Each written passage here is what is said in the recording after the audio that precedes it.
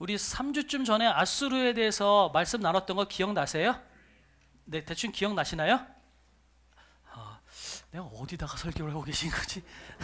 아무튼 어디 계신 거지? 네, 알고 계시리라 믿습니다. 네. 이상하다. 날씨도 좋은데 이상하게 목소리들이 이렇게 좀 작으시지? 네, 감사합니다. 네, 아수르는 그냥 한 가지만 알면 돼요. 제일 악한 나라였어요. 악독한 나라였고요.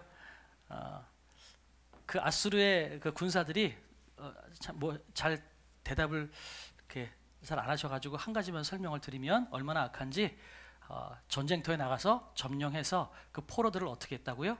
가죽을 벗기고 불을 사르고 이제 그런 아주 파렴치한 일들을 아주 서슴지 않고 했던, 그래서 주변에 있는 모든 나라들이 아수르 그러면 아주 치를 떠는 제국이 아수르 제국이었어요.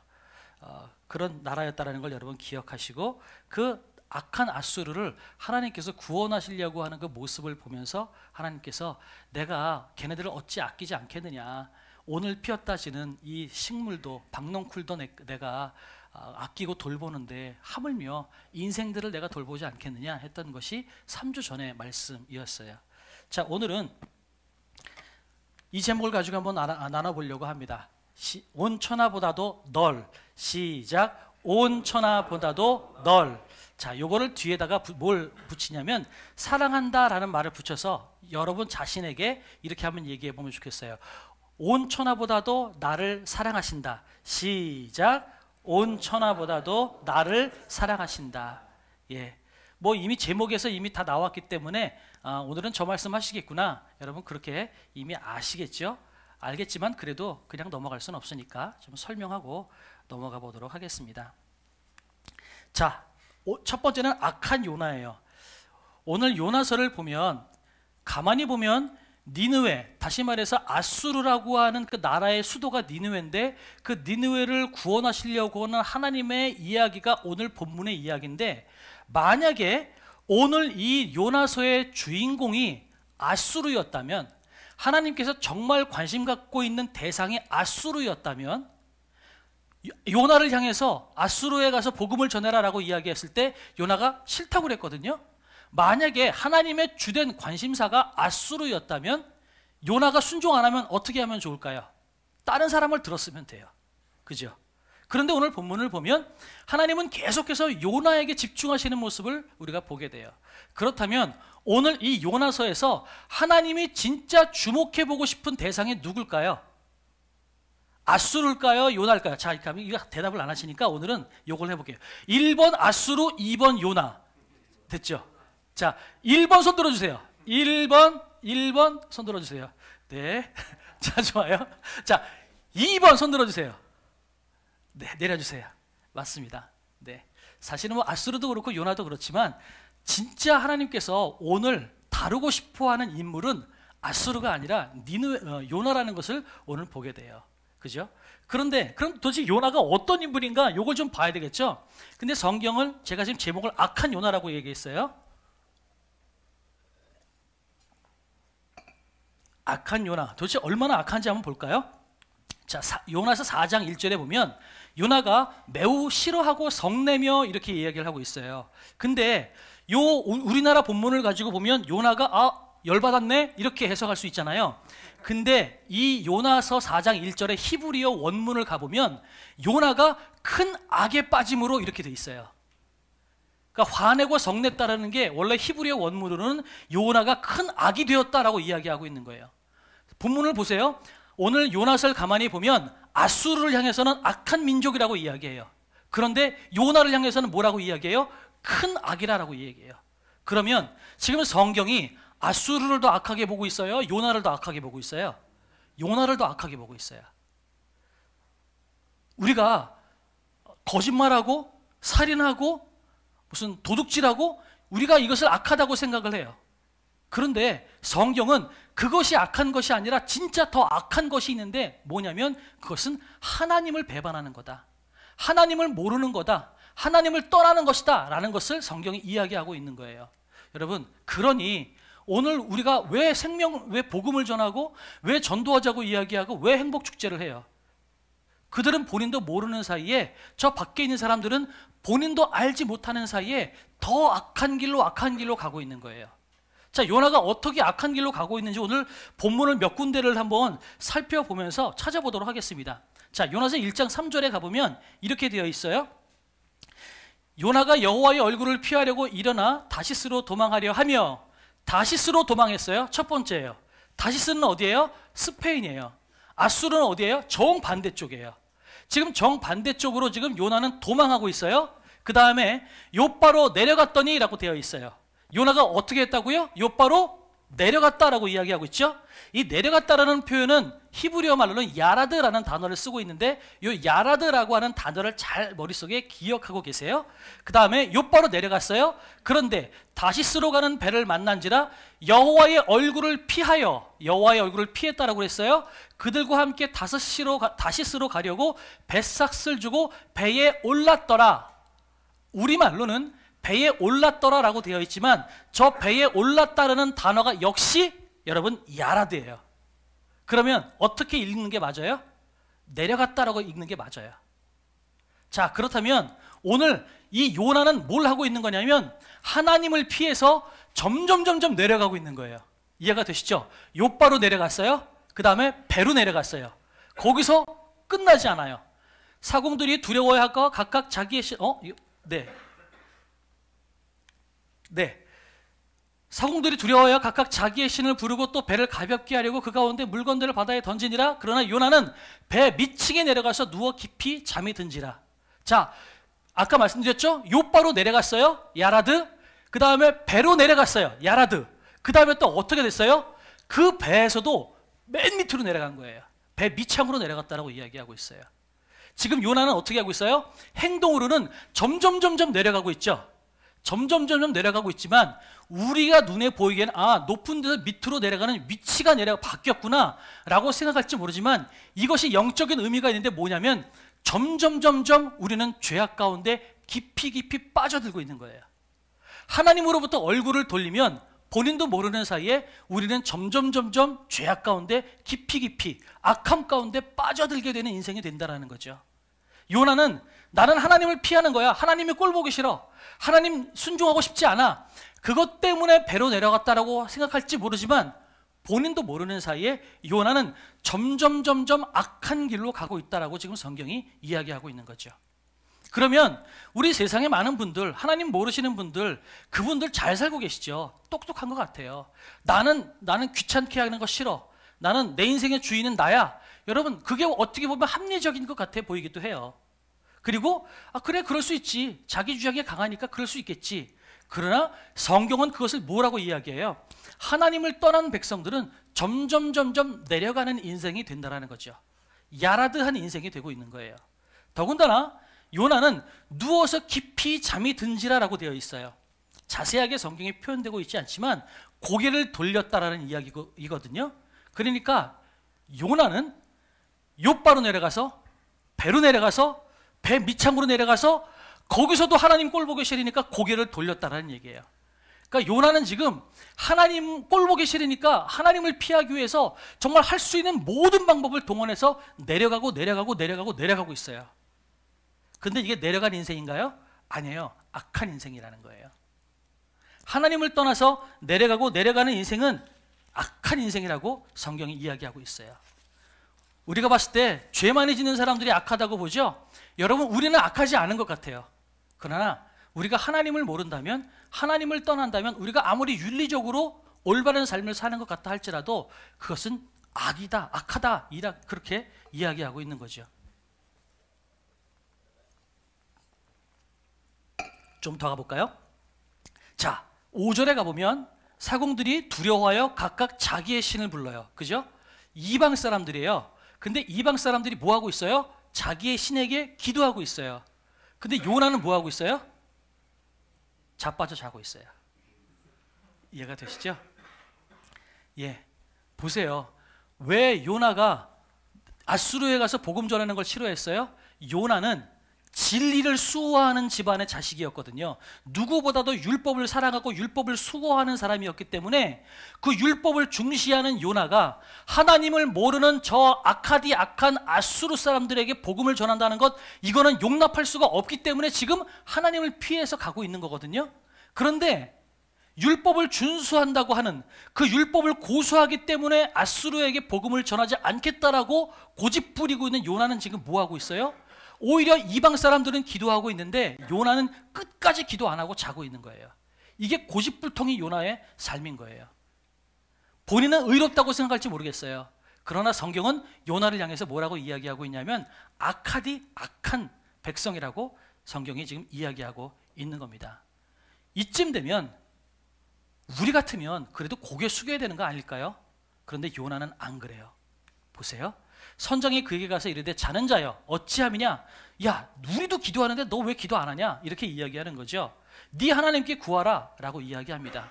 혹시 하나님이 우리를 생각하사 망하지 아니하게 하시리라. 오히려 이방 사람들이 요나에게 너 하나님한테 기도 좀 해라 이렇게 이야기하는 거죠. 이게 얼마나 부끄러워요. 처음에는 하나님을 믿는 사람들이 세상의 빛과 소금이 됐어요. 그래서 하나님을 믿는 사람들이 세상을 걱정하고 염려하고 기도하는 때가 있었어요. 그런데 어느 순간서부터는 세상이 하나님을 믿는 사람들을 걱정하기 시작을 했어요. 지금이 바로 그런 때예요. 지금은 하나님 믿지 않는 세상이 오히려 교회를 걱정해요. 이해가 되시죠?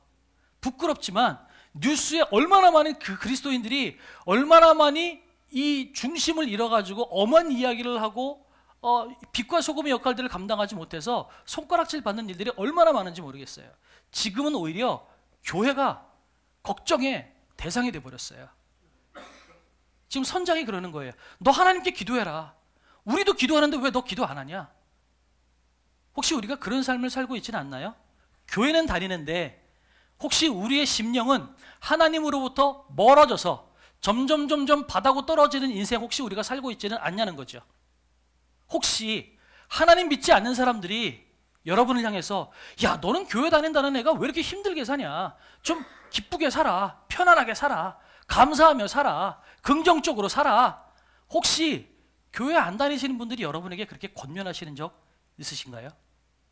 교회는 다닌다고 하는데 신앙생활을 한다고 하는데 교회 밖에 나가면 오히려 신앙이 없는 사람들보다 더 우울하고 더 힘들고 더 불평불만 많고 더 분노하고 더 쌈박질 잘하고 여러분 혹시 우리가 그렇게 살고 있지는 않냐는 거예요. 그러니 세상 사람들이 봤을 때 아이고 쟤네들 걱정이다. 저 교회 다니는 사람들 진짜 걱정이다. 혹시 그렇게 생각하고 있지 않냐는 거죠. 여러분 신앙생활은요 교회에서 하는 게 신앙생활은 아니에요. 교회에서 하는 것은 신앙생활을 하기 위한 훈련을 하는 곳이 교회 생활이에요. 여기서 예배드리고 기도하는 것을 여러분 신앙생활이라고 생각하면 안 돼요. 우리의 신앙생활은 어디에서 이루어져야 돼요? 예배가 끝나고 나간 데 그때서부터 여러분이 신앙생활이 시작되는 거예요. 여러분 그 자리에서 하나님을 믿는 사람답게 살아나가고 성경이 이야기하는 대로 살아나가는 것, 그것을 신앙생활이라고 이야기하고 있는 거죠. 자, 요나에게 기도하라고 이야기했어요. 나중에 요나가 가만히 보니까 이게 나 때문에 이렇게 됐다는 걸 알게 된 거죠. 그 요나가 이렇게 얘기해요. 나를 들어서 바다에 던지라. 그리하면 바다가 너희를 위하여 잔잔하리라. 너희가 이 큰 폭풍을 만난 것이 나 때문인 줄을 내가 아노라 하니라. 약간 심청이 같죠. 나를 인당수에다 빠뜨려라. 나를 빠뜨리면 풍랑이 잔잔해질 것이다. 그죠? 살신성이 나는 논개와 같은. 그러나 이 성경 본문의 원어는 그게 아닙니다. 무슨 뜻이냐면 차라리 내가 죽으면 죽었지 내가 아수르 가서 복음은 전하기 싫습니다 라는 의미예요. 차라리 나를 바다에 던져 죽이십시오. 요나는 뭐 하고 있는 거예요? 자기 목숨을 걸고서라도 하나님을 배반하고 있는 거예요. 그런데 하나님을 배반하는 이유가 뭐예요? 하나님께서 주신 율법을 고수하고 있다는 이유 때문에 하나님의 명령을 배반하고 있는 거예요. 우리도 신앙생활 하는 사람들 중에서 교회에 오래 다녔다고 하시는 분들, 기도 많이 하셨다고 하는 분들, 이분들이 입으로는 하나님을 찬양하고 예배한다고 하고 입에는 율법이 나오는데 정작 그들이 교회에 상처를 일으키고 분란을 일으킬 때가 얼마나 많은지 모르겠어요. 하나님은 사랑하신다고 하는데 본인은 율법에 잣대가지고 저 사람은 저렇게 하면 안 돼, 저 사람은 저렇게 하면 안 돼, 저 사람은 저렇게 하면 안 돼, 이렇게 하면서 정작 자기만 의롭다고 생각하지만 정작 그 모습이 하나님 보시기에는 너무나도 악한 모습처럼 살아가는 그런 신앙생활을 하는 분들이 계시기도 하다라는 겁니다. 혹시 여러분은 혹시 그런 분들 계시지 않나요? 저 사람은 왜 저렇게 살아? 다음 주에 말씀을 드리겠지만 여러분 그렇게 사셔도 돼요. 하나님이 여러분을 사랑하십니다. 믿으시죠? 믿으시죠? 네, 좋아요. 그리고 나서 더 지나가 볼까요? 하나만 더 갈게요. 요즘에 뭐 한약을 하나 먹기 시작을 했는데 이게 부작용이 생기는지 바짝바짝 말라요. 이게 물이 많이 들어가네. 자, 요나가 나를 던져라 그래가지고 던졌거든요. 이게 물고기 뱃속에 들어갔어요. 그런데 여호와께서 이미 큰 물고기를 예비하사 요나를 삼키게 하셨으므로 요나가 밤낮 3일을 물고기 뱃속에 있으니라. 우리는 이 요나서를 생각하면 요나가 물고기 뱃속에서 3일 동안 기도했다 이렇게 생각을 하잖아요. 아니에요. 3일 동안 버틴 거예요. 마지막에 2장 1절에 가보면 요나가 물고기 뱃속에서 그의 하나님 여호와께 기도하여 3일 동안 물고기 뱃속에 있으면서도 버티기다가 막판에 가서 여러분 그때 가서야 기도하는 거예요. 여러분 요나의 고집이 얼마나 대단해요. 쇠고집 왕고집이죠. 우리 쇠고집 어느 성씨가 쇠고집이라고 그러시죠? 강씨? 안강최. 예, 안씨. 여기 다 계시네? 아니 우리 교회는 이렇게 네, 세상에 안강최가 다 계시네. 네, 요나보다 더 쇠세요. 요나는 지금 물고기 뱃속에 들어갔는데도 기도 안 해요. 하나님이 나 때문에 풍랑을 일으켰다는 걸 알고 있으면서도 불구하고 얘기 안 해요. 그런데 바닥에 떨어지면 마지막에 가면 결국은 요나가 기도하게 되는 거예요. 혹시 우리의 인생 가운데에도 하나님 앞에서 난 순종 안 해, 나는 내 뜻대로 살 거야 하다가 인생의 바닥을 경험하는 분들이 있어요. 여러분 근데 그 바닥이 사실은 은혜의 장소입니다. 안강최 씨처럼 고집 있으신 분들은 바닥에 떨어지지 않고서는 하나님 앞에 고개 숙이지 않아요. 뭐 안강최뿐만 아니라 우리 모두가 다 그런 것 같아요. 자아가 강해서 똑똑하면 똑똑할수록 하나님 앞에 바닥에 떨어지기 전에는 무릎 꿇지를 않아요. 그런데 하나님께서 그걸 아시니까 밑바닥 깊은 곳까지 떨어뜨리시는 거죠. 요나가 물고기 뱃속에서 3일을 버티고 나서야 비로소 그때 하나님께서 하나님 앞에 기도하게 만듭니다. 그러면 하나님께서 요나를 또 어떻게 하셨는지, 악하디 악한 요나에게 하나님은 어떻게 하셨는지 우리 요나를 설득하시는 하나님을 한번 좀 보려고 합니다. 우선 풍랑을 잃었죠. 여러분 풍랑 누구 때문에 잃었다고 이야기하고 있어요? 요나 때문에. 그래요. 그 다음에 여호와께서 이미 큰 물고기를 예비하사라고 이야기하고 있어요. 요나가 내가 죽으면 죽었지 아수르는 안 갑니다 그랬을 때 하나님께서 어떻게 하셨다고요? 물고기를 준비시키셔서 본인이 안 가니까 물고기가 대신 데려다 주는 거죠. 이 얼마나 좋아요. 차비 안 들죠? 걱정 없죠? 예, 하나님께서 물고기를 데려다가 요나를 아수르 근처까지 데려다 주고 있는 겁니다. 그리고 나서 하나님께서 또 설득하세요. 한 번 더 나타나서 얘야 네가 좀 복음을 전해라. 이게 하나님이에요. 우리 같으면 어떻게 해요? 여러분 자식들 있잖아요. 사랑하는 자식들이에요. 그런데도 이 녀석들 말 안 들으면 어떻게 해요? 이씨 이러잖아요. 손 올라가잖아요. 근데 하나님은 안 그래요. 물고기 뱃속에다가 집어넣고 아수르로 친히 편안하게 이동시켜 주고 난 다음에 요나에게 요나야 네가 그 일 좀 했으면 좋겠다. 하나님께서 말씀을 하고 계시는 거죠. 복음을 전했어요? 대충 전했어요. 대충 전하고 나서도 이 요나가 그래 내가 대충 전했으니까 꼴이 어떻게 되나 두고 보자. 그리고 요나가 언덕에 올라갑니다. 언덕에 올라가서 이 자식들 내가 복음 전했는데 대충 전했으니까 어떻게 됐나 보자. 꼴을 보자 라고 이야기해서 언덕에 올라갔는데 하나님께서 박넝쿨을 예비하십니다. 요나를 가려주시는 거죠. 근데 박넝쿨을 예비하는 것으로 끝날까요? 아니에요. 6절 7절에 박넝쿨을 예비했어요. 요나가 기뻐했어요. 그런데 하나님께서 벌레를 보내셔서 박넝쿨을 다 갉아먹게 만들어요.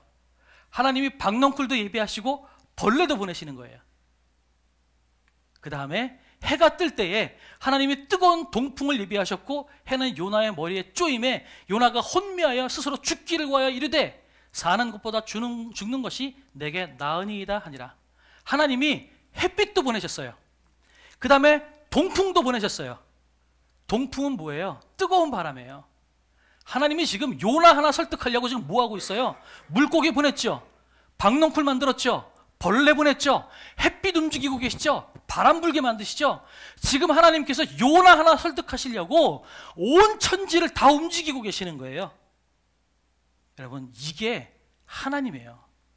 이게 하나님이세요. 그리고 마지막에 4장에 가서는 하나님이 또 요나에게 설득을 하십니다. 얘야, 이 박넝쿨도 내가 아끼는데 내가 하물며 저 영혼들을 내가 아끼지 않겠느냐? 내가 하는 대로 시키는 대로 따라해. 잔말 말지 말고. 이렇게 이야기하는 것이 아니라 하나님은 요나를 친히 설득합니다. 이해 못할까 봐 박넝쿨 보내주고 햇빛 보내주고 벌레 보내주셔서 친히 교보제까지 주셔서 이해하게 만들어 놓으시고 다 설득하셔서 요나를 설득하게 하고 있습니다. 아이러니한 것은요, 요나서는 거기서 요나가 아유 하나님 죄송했습니다. 내가 하나님의 깊으신 뜻을 몰랐습니다. 그러고 끝나지 않아요. 어떻게 끝날까요? 하나님이 이야기하시는 것으로 끝나요. 요나가 어떻게 했는지 우리는 몰라요. 그 열린 결말을 여러분에게 드리는 겁니다. 여러분, 이렇게 고집불통이면 포기하는 것이 정상이 아닐까 싶어요. 하나님 입장에서 보면 차라리 요나 하나 설득하는 것보다 다른 사람 불러다가 앗수로 보내는 게 훨씬 더 편할지도 몰라요. 그런데 하나님은 요나를 포기하지 않으셨다는 거죠. 요나 한 사람 바꾸기 위해서 하나님은 온 천지를 움직이고 계십니다. 그것을 뭘로 바꿀 수 있어요? 온 천하보다 요나를 더 사랑하시는 하나님이라는 거예요. 우리는 악하디 악해요. 수시로 하나님을 멀리 떠나려고 합니다. 우리 저녁 기도회 때마다 계속 이야기했지만 인간의 본성은요, 하나님을 멀리 떠나려고 하는 게 인간의 본성이에요. 가만히 있어 보세요. 여러분 신앙생활 좋아질 것 같아요? 아니에요. 누가 옆에서 건드리거나 자극 주거나 아니면 일주일에 한 번씩 꼬박꼬박 교회 나오라고 이렇게 푸시하거나 이런 장치가 없다면 여러분, 인간은 자연스럽게 악해지는 존재예요. 그래서 하나님께서 힘을 다해서 우리를 끌고 나오시고 우리를 설득하는 존재라는 겁니다. 그런 악하디 악한 우리 같은 사람을 하나님께서 포기하지 않으시고 온 천하를 움직여서라도 우리를 바꾸시고 우리를 설득하시는 것이 하나님의 은혜라는 거죠. 그래서 결론은 뭐예요? 온 천하보다 귀히 여기시는 주님, 하나님께서 온 천하보다 우리를 더 귀히 여기신다는 사실을 우리가 잊지 않았으면 좋겠어요. 하나님은 택하신 백성을 포기하지 않으십니다. 우리가 하나님을 포기할지언정 하나님은 우리를 포기하지 않으십니다. 복음을 모르는 사람들에게는 복음이 들어갈 수 있도록 하나님이 포기하지 않으시고, 복음이 들어갔으나 신앙이 식어지고 그 삶이 엉망진창으로 바뀌어가지고 있는 영혼들에겐 하나님께서 그 영혼을 다시 올바로 바꾸시기 위해서 쉬지 않고 움직이고 계시는 분이시라는 겁니다.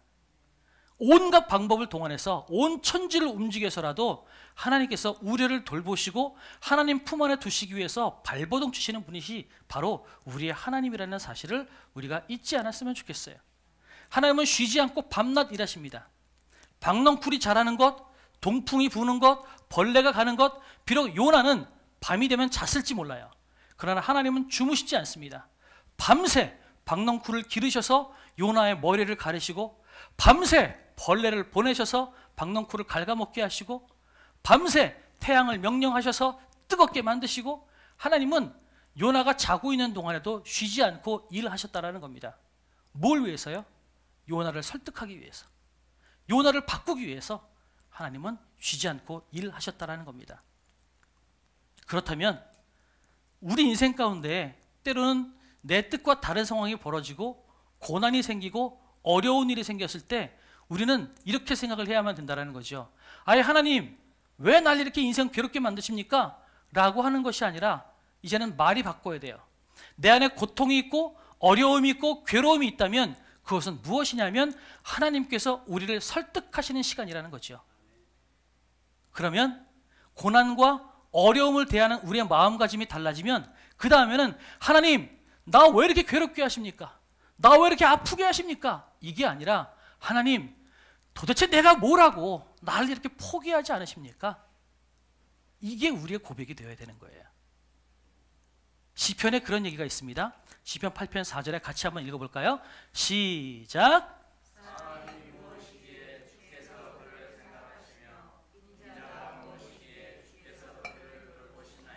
아멘. 시편 기자가 그렇게 이야기하고 있어요.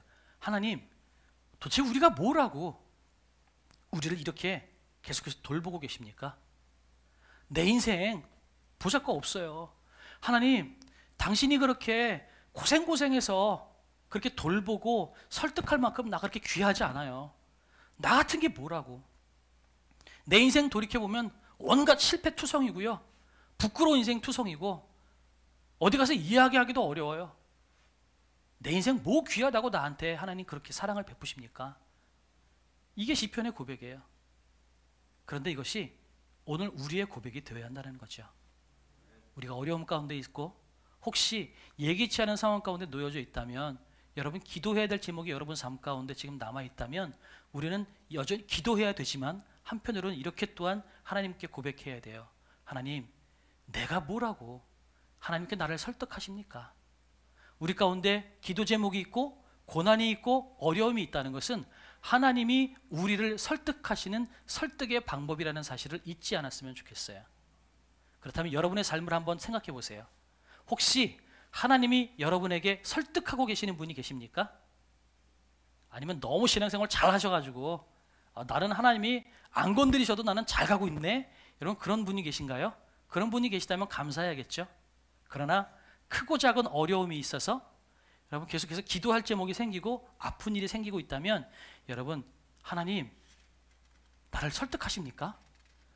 이렇게 하나님께 고백을 해야 되는 거예요. 하나님은 포기하지 않으십니다. 처음에 요나에게 뭐라고 이야기했어요? 아수르보다 더한 악이라고 이야기했죠. 더 큰 악이라고 이야기했죠. 자, 볼까요? 요나서 4장에 보면 같이 한번 읽어보겠습니다. 시작.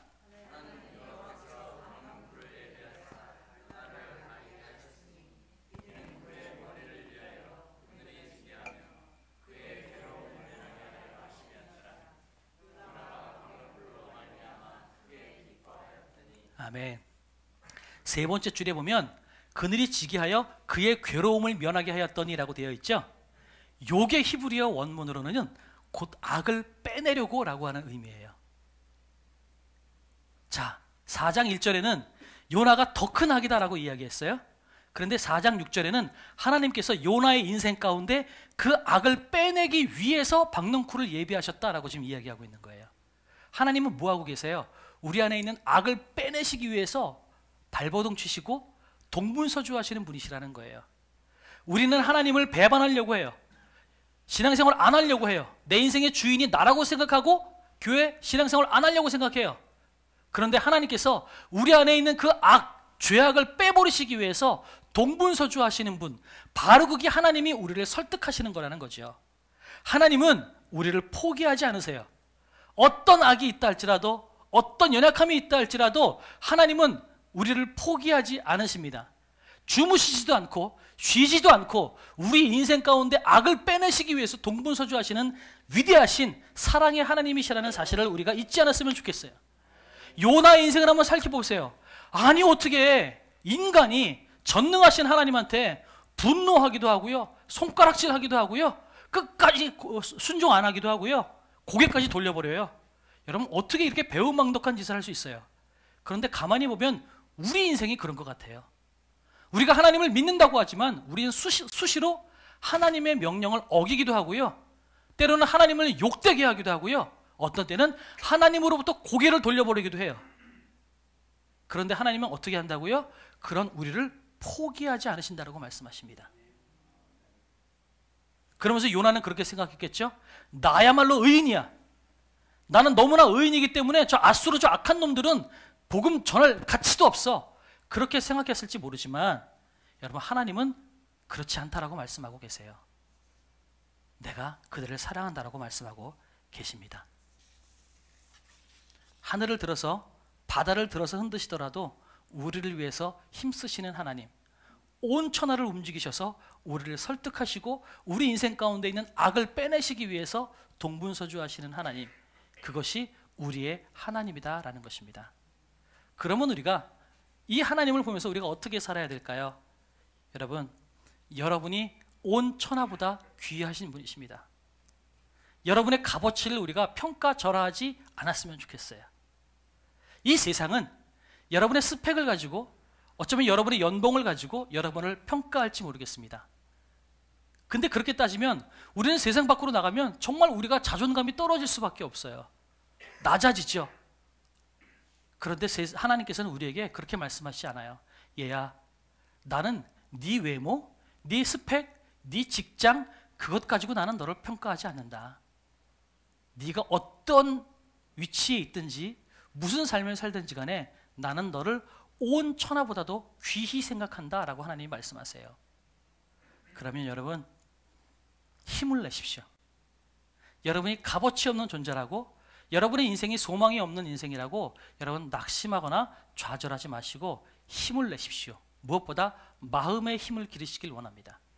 하나님이 여러분을 얼마나 소중히 여기시는지, 얼마나 귀히 여기시는지 안다면 아무리 힘들고 어려워도요, 여러분 스스로 내 목숨을 포기하는 자리까지는 안 갈 수 있어요. 내가 내 인생이 소중한지 모르니까 그냥 내 인생을 그냥 버리는 것 아니겠어요? 아무리 내 인생이 힘들고 괴로워도요, 하나님이 온 천하보다 나를 더 소중하게 여기신다는 게 믿어지면 우리는 그 자리까지 안 갈 수 있어요. 마음의 힘을 기르십시오. 두 번째, 순종의 자리로 나오시기 바랍니다. 기도의 자리, 예배의 자리, 여러분 거기를 열심을 다해서 나오시길 원합니다. 우리는 가만히 있으면 기도의 자리, 예배의 자리로 자연스럽게 멀어지는 존재입니다. 그런데 나오라고 말씀하십니다. 네가 내 품에서 멀어지는 게 그게 죄다. 내 품에서 멀어지는 게 악이다. 내 옆에 가까이 붙어 있었으면 좋겠다. 하나님은 우리에게 끊임없이 그렇게 말씀하고 계세요. 여러분, 하나님 곁에 머물러 사는 인생이 되길 원합니다. 바라고 원하는 것은, 저는 진짜 우리 교회가 평일날도요, 이 문을 잠글 만한 틈이 없는 교회가 됐으면 좋겠어요. 평일날 낮에 와서 깜깜하게 불 꺼져 있는 모습을 보면 하나님 이렇게 아름답게 지어진 이 성전이 아무도 찾는 사람이 없고 어느 누구도 하나님의 이름을 부르는 사람이 없다는 게 너무 아파요. 그래서 차라리 어떤 방법을 동원해서라도 저는 이 공간을 열고 싶어요. 하나님을 찾는 사람들이 많았으면 좋겠어요.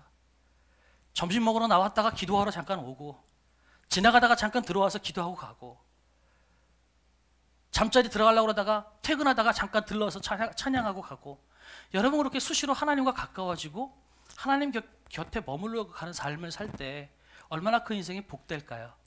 얼마나 아름다울까요? 하나님 품에 머물러 사는 삶을 사십시오. 마지막 또 한 가지, 여러분 이 사랑을 전하는 인생이 되십시오. 여러분에게뿐만 아니라 지금 저 세상에서 하나님께서 동일하게 더 큰 악을 향하여서 걸어가고 있는 많은 사람들 향해서 하나님은 여전히 아픈 마음을 품고 계세요. 지금 여기에는 물고기를 보내시고 박넝쿨을 보내시고 햇빛을 보내셨던 것처럼 지금 이 시간에 하나님은 여러분을 보내시기 원하세요. 요나처럼 여러분이 나가서 거기에 가서 복음을 전하기를 원하신다는 거죠.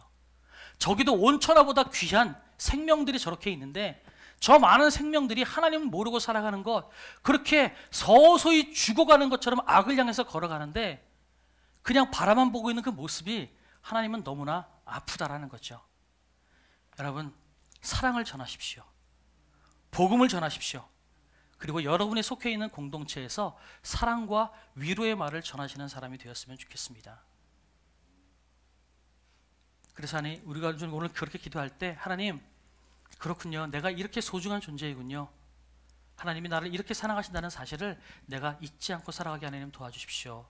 우리가 그렇게 고백했으면 좋겠어요. 혹시 이 찬양을 혹시 아실려나 모르겠어요? 한번 해볼까요?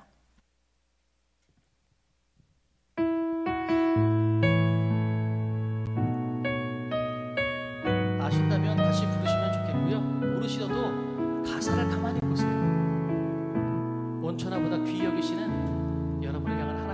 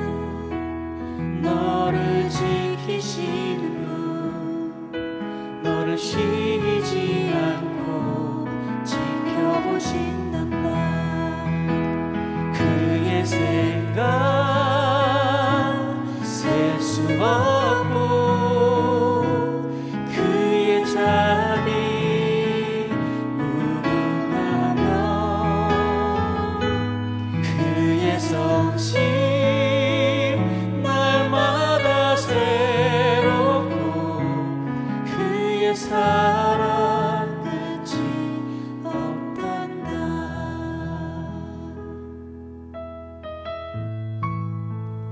우리 시간에 그 마음 가지고 제가 기도하기 원합니다. 하나님, 내가 이렇게 소중한 존재라는 걸 잊지 않게 해주십시오. 세상이 나를 값어치 없는 존재로 만들 때 아니다, 하나님 나를 이렇게 소중하게 여기시는데 내가 얼마나 소중한 존재인지를 잊지 않고 살아가며, 내가 기도의 자리에 나오며 하나님 품 안에 머물며, 무엇보다 이 하나님의 사랑을 나 혼자만 누리는 것이 아니라 이 온 세상 가운데 전도하는 사람이 되기를 원합니다. 우리 그렇게 한 목소리로 주님 앞에 기도하며 나가도록 하겠습니다. 다 같이 기도할까요? 기도하겠습니다. 사랑하는